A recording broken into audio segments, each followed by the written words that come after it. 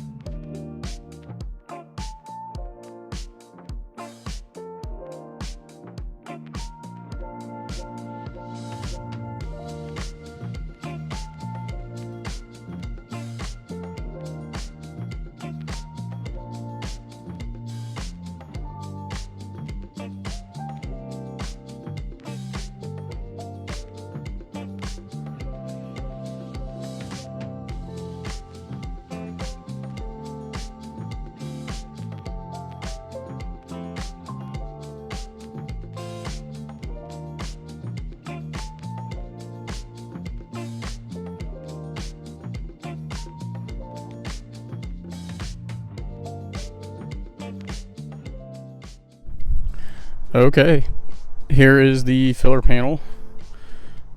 So not bad at all. Caps are lining up really nice, especially with a little bit of body work. That's just some trash. That's still a little high. I got my hammer, but yeah, kind of hit that down a little bit. This clamp here, it's kind of bringing it up just a little bit right there. Yeah, so we have a nice even gap all the way across. That corner looks a little worse because it needs to come up just a little bit. Wow, that looks way worse on camera. Wow. All right. And then, yeah, nice consistent gap all the way across.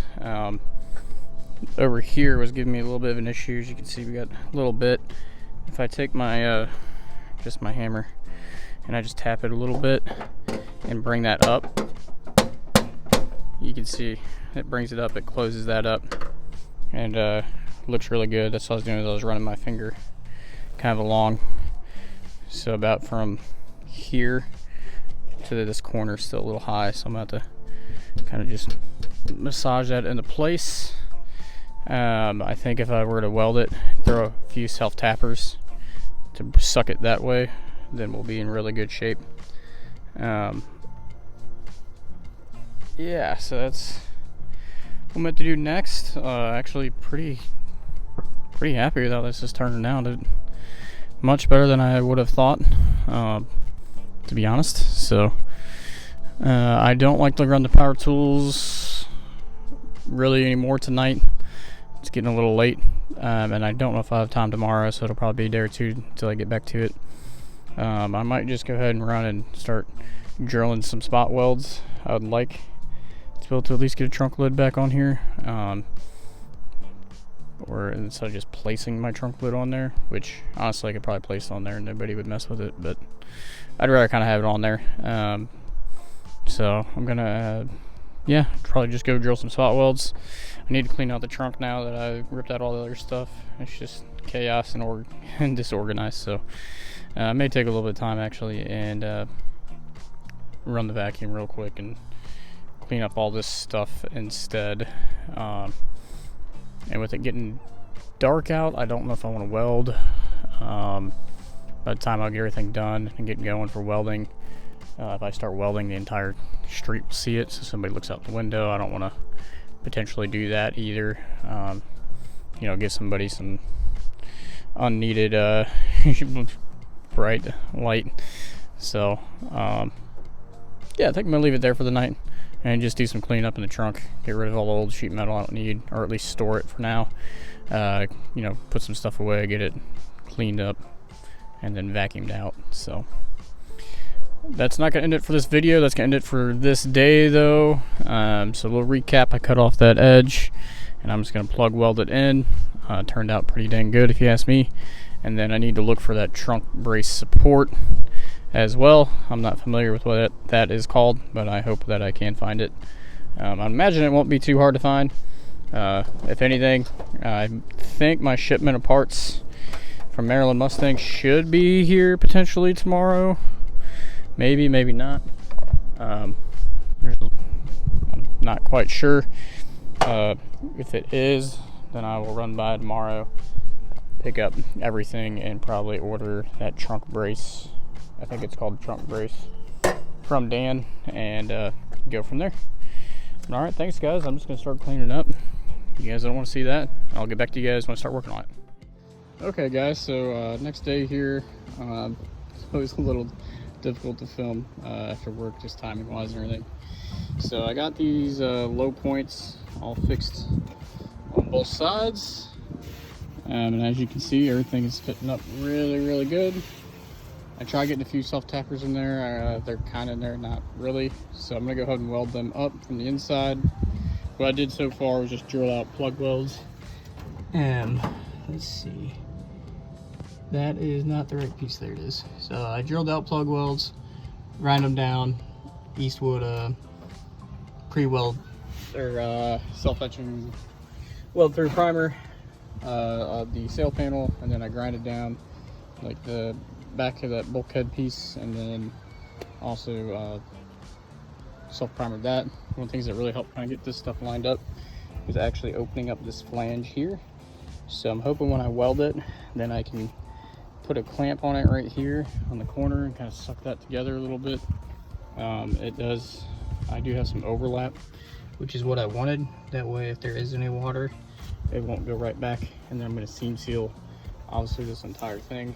And then I think once I get it all welded in, I can maybe even do like a little relief cut right there. But I already had everything clamped up, self-tapped in, so I don't want to touch anything until I start welding. So I'm going to weld it all in. Nothing exciting, just hitting some welds with some plug welds. I mean, that's it. So I will save you guys that and get back to you.